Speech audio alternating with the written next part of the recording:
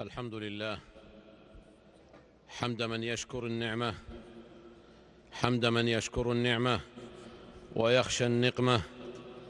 فلله الحمد رب السماوات ورب الأرض رب العالمين، وله الحمد في الأولى والآخرة، وله الحكم وإليه ترجعون.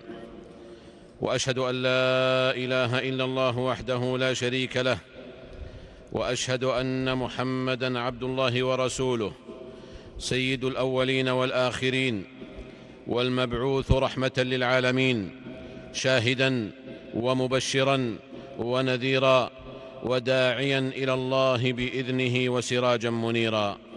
فصلوات ربي وسلامه عليه وعلى آل بيته الطيبين الطاهرين، وعلى أزواجه أمهات المؤمنين، وعلى أصحابه والتابعين ومن تبعهم بإحسان إلى يوم الدين، وسلم تسليما كثيرا. أما بعد، فيا أيها المسلمون، اتقوا الله حق التقوى، واستمسكوا من الإسلام بالعروة الوثقى، فتلك وصية الله الخالدة للأولين والآخرين. ولقد وصينا الذين أوتوا الكتاب من قبلكم وإياكم أن اتقوا الله. عباد الله، إن أخلاق الناس وتصرفاتهم طيبة كانت أو خبيثة إنما هي أمارات لنفوس أصحابها، ونفوسهم كالأوعية، وكل وعاء بالذي فيه ينضح. وإن ثمة غفلة استحكمت بفئام من الناس، فبلغت بهم مبلغ من يظن أنه مسرمد في هذه الحياة، وأن رحى الأيام لا تدور عليه ولا على من حوله. فكانت نتيجة تلكم الغفلة صدور وحرة، وألسنة مذقة، وغرور ماحق، تندرس به جملة من معاني الأخلاق الشريفة، كما يدرس وشي الثوب، فلا يدرى ما تواضع ولا رحمة ولا تبسط ولا لين، ليصبح الجاه والمال والنسب والمنصب هو المعيار لدى عشاق الدنيا، الذين لم يستذكروا أن ذلكم كله عوارض سرعان ما تزول، بعد أن كانت رسما ظاهرا لا يمس بواطن القلوب. فأما الزبد فيذهب جفاء، وأما ما ينفع الناس فيمكث في الأرض. ولقد صدق وهب ابن منبه حينما كتب إلى مكحول يقول له: أما بعد، فإنك قد أصبت بظاهرك عند الناس شرفا ومنزلة، فاطلب بباطن عملك عند الله منزلة وزلفى، واعلم أن إحدى المنزلتين تنازع الأخرى. إنه التحذير من الغرور والعجب الذي ما حل بأحد إلا أفسد عليه دينه ودنياه. نعم، هو الغرور الذي يأكل الحسنات ويغتال التواضع ويذكي الأعداء والمبغضين. ولو يعلم المغرور أنه إنما يخرب بيته بغروره الذي يظن أنه يرمم بيته به، لما توشح به طرفة عين. إنه ما من أحد عرف قدر نفسه إلا أنزلها منزلتها وأحسن قيادها، وكان لها كالخطام، وأعطى كل ذي حق ممن حوله حقه. وإنه ما خالط الغرور شيئا إلا لوثه، ولا نفرا إلا أزرى بهم، ولا غرو. عباد الله، فإن نقطة من الغرور كفيلة بتلويث نبع من التواضع.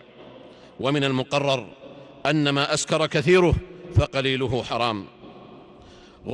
غرور المرء عباد الله إنما ينطلق من تقدير خاطئ لذاته، فاقدا المعيار الصحيح، فيخيل إليه أنه يتمتع بقدرات ليست فيه أصلا، أو بقدرات وهبه الله إياها لكنه أحال شكرها إلى إعجاب وبطر، فيندفع إلى تصرفات غير مبررة ولا مبنية على أس صحيح.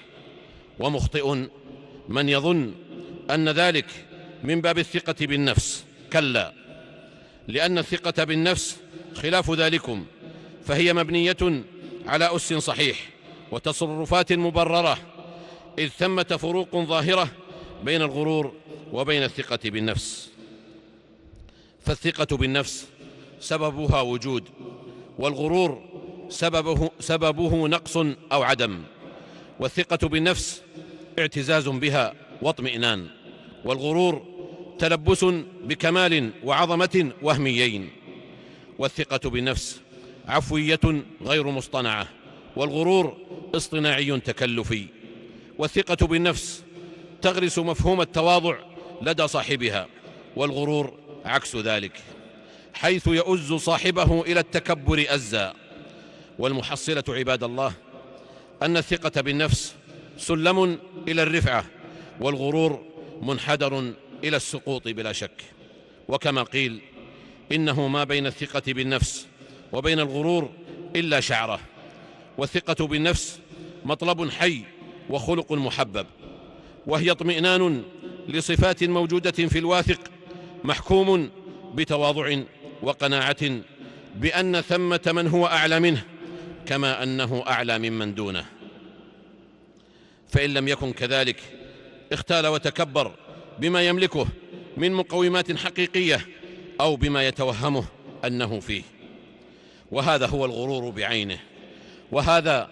الغرور بعينه، وما الشعرة التي تفصل بينه وبين الثقة بالنفس إلا في مبالغة الواثق بنفسه إلى درجة الزهو والإعجاب. فتلك الشعرة التي بانقطاعها يتخبطه الغرور فيستقوي به حتى يحسب أن لن يقدر عليه أحد، ويعميه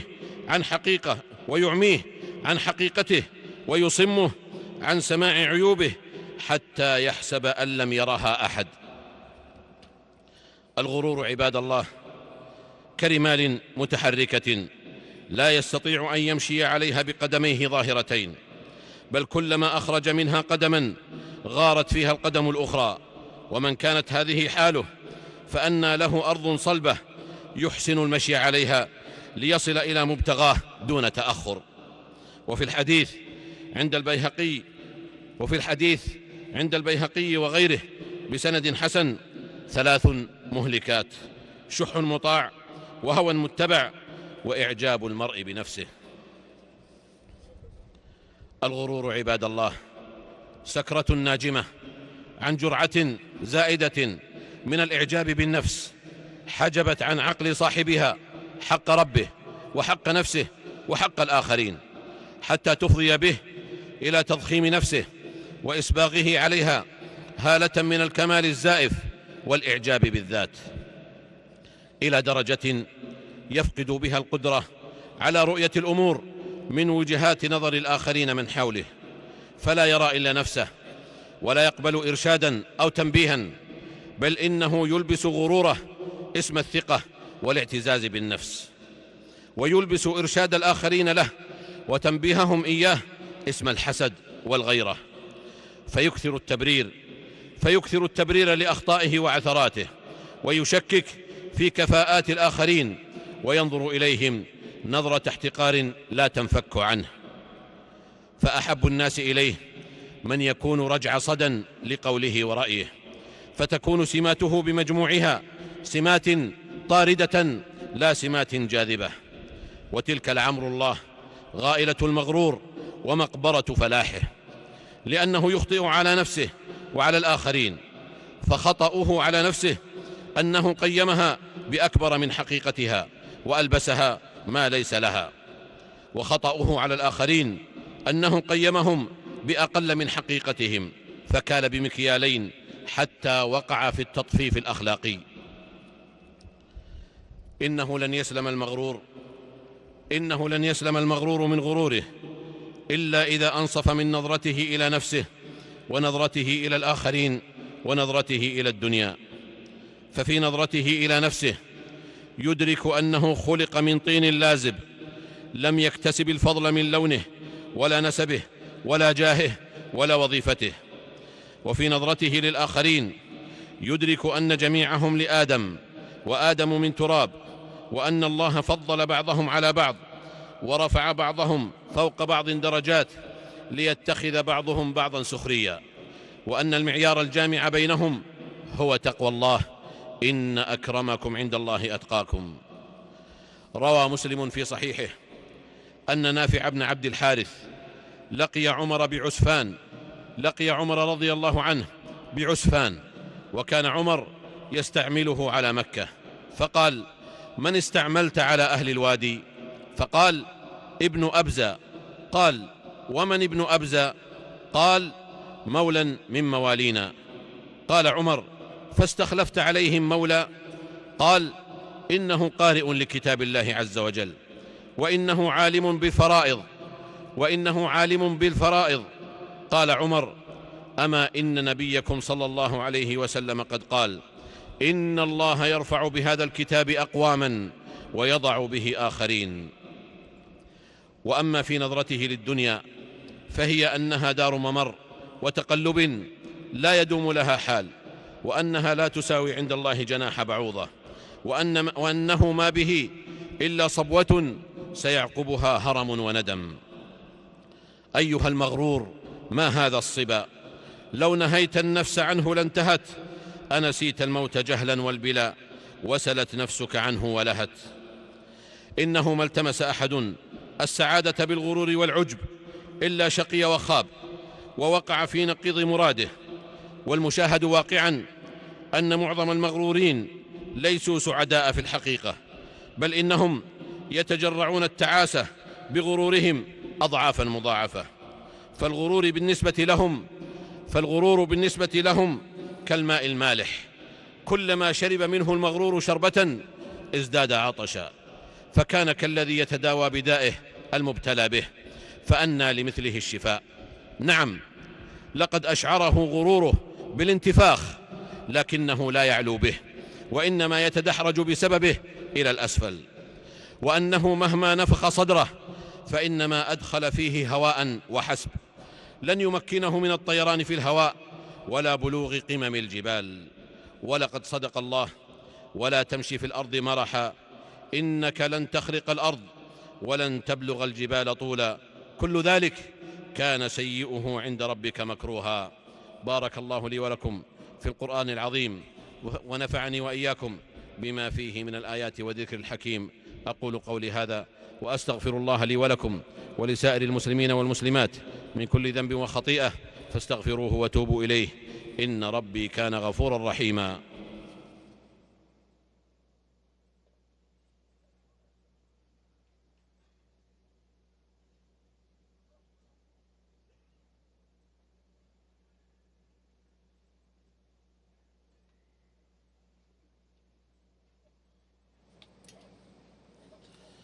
الحمد لله حمدا كثيرا طيبا مباركا فيه كما يحب ربنا ويرضى. أما بعد، فاعلموا يا رعاكم الله أن الغرور لا يعني القوة، كما أن التواضع لا يعني الضعف، فما المغرور إلا ضعيف ذليل أمام هواه، وما المتواضع إلا قوي أمام دواعي الهوى والغرور والعجب. ثم لتعلموا أيضا أن الغرور أعلاه إلحاد وكفر بالله، وأدناه بطر الحق وغمط الناس. فأما الغرور المفضي إلى الإلحاد والكفر بالله فقد قال الله جل شأنه: ومن الناس من يجادل في الله بغير علم ولا هدى ولا كتاب منير، ثاني عطفه ليضل عن سبيل الله، أي لاويا بجانبه غرورا واستكبارا. وذكر ابن الجوزي رحمه الله عن ابن الراوندي الملحد المشتهر بالذكاء أنه قد جاع يوما واشتد جوعه فجلس على الجسر، وقد أمضه الجوع، فمرت خيل مزينة بالحرير والديباج، فقال: لمن هذه؟ فقالوا: لفلان. فمرت جوار مستحسنات، فقال: لمن هذه؟ فقالوا: لفلان. فمر به رجل فرآه وعليه أثر الضر، فرمى إليه رغيفين فأخذهما ورمى بهما، وقال: هذه الأشياء لفلان وهذان لي، أي محتجا بذلك على ربه غرورا واستكبارا. وما علم ذلك المغرور بذكائه أنه بهذا الاعتراض أهل لهذه المجاعة. قال الحافظ الذهبي رحمه الله معلقا على مثل هذا: فلعن الله الذكاء بلا إيمان، ورضي الله عن البلادة مع التقوى. وأما الغرور المفضي إلى البطر والغمط فقد قال النبي صلى الله عليه وسلم: الكبر بطر الحق وغمط الناس، رواه مسلم. قال النووي رحمه الله: أما بطر الحق فهو دفعه وإنكاره ترفعا وتجبرا، وأما غمط الناس فهو احتقارهم. وحاصل الأمر عباد الله أنه لا يطفئ نار الغرور شيء كاستحضار الآيات القرآنية وسنة النبي صلى الله عليه وسلم التي تبين أصل الناس، وأنهم من جهة التمثال أكفاء، فأبوهم آدم وأمهم حواء، وإن يكن لهم من أصلهم نسب يفاخرون به فالطين والماء، فلا مرجع للمال ولا الجاه ولا النسب ولا الذكاء ولا المنصب في تفاضل الناس عند الله، ولا في علو بعضهم على بعض. ولقد صدق الله إذ قال: بل أنتم بشر ممن خلق. هذا، وصلوا رحمكم الله على خير البرية وأزكى البشرية محمد بن عبد الله صاحب الحوض والشفاعة، فقد أمركم الله بأمر بدأ فيه بنفسه، وثنى بملائكته المسبحة بقدسه، وأيه بكم أيها المؤمنون، فقال جل وعلا: يا أيها الذين آمنوا صلوا عليه وسلموا تسليما. اللهم صل وسلم على عبدك ورسولك صاحب الوجه الأنور والجبين الأزهر، وارض اللهم عن خلفائه الأربعة أبي بكر وعمر وعثمان وعلي، وعن سائر صحابة نبيك محمد صلى الله عليه وسلم، وعن التابعين ومن تبعهم بإحسان إلى يوم الدين، وعنا معهم بعفوك وجودك وكرمك يا أرحم الراحمين. اللهم أعز الإسلام والمسلمين، اللهم أعز الإسلام والمسلمين، اللهم أعز الإسلام والمسلمين. اللهم انصر دينك وكتابك وسنة نبيك وعبادك المؤمنين. اللهم فرج هم المهمومين من المسلمين، ونفس كرب المكروبين، واقض الدين عن المدينين، واشف مرضانا ومرضى المسلمين برحمتك يا أرحم الراحمين. اللهم آت نفوسنا تقواها وزكها أنت خير من زكاها، أنت وليها ومولاها. اللهم آمنا في أوطاننا، وأصلح أئمتنا وولاة أمورنا، واجعل ولايتنا في من خافك واتقاك واتبع رضاك يا رب العالمين. اللهم وفق ولي أمرنا لما تحبه وترضاه من الأقوال والأعمال يا حي يا قيوم. اللهم أصلح له بطانته يا ذا الجلال والإكرام. اللهم وفقه وولي عهده لما فيه صلاح البلاد والعباد. اللهم كل جنودنا على الثغور، اللهم كل جنودنا على الثغور، اللهم كل جنودنا على الثغور. اللهم ثبت أقدامهم وسدد سهامهم وآراءهم يا ذا الجلال والإكرام. اللهم ما سألناك من خير فأعطنا، وما لم نسألك فابتدئنا، وما قصرت عنه آمالنا من الخيرات فبلغنا. سبحان ربنا رب العزة عما يصفون، وسلام على المرسلين، وآخر دعوانا أن الحمد لله رب العالمين.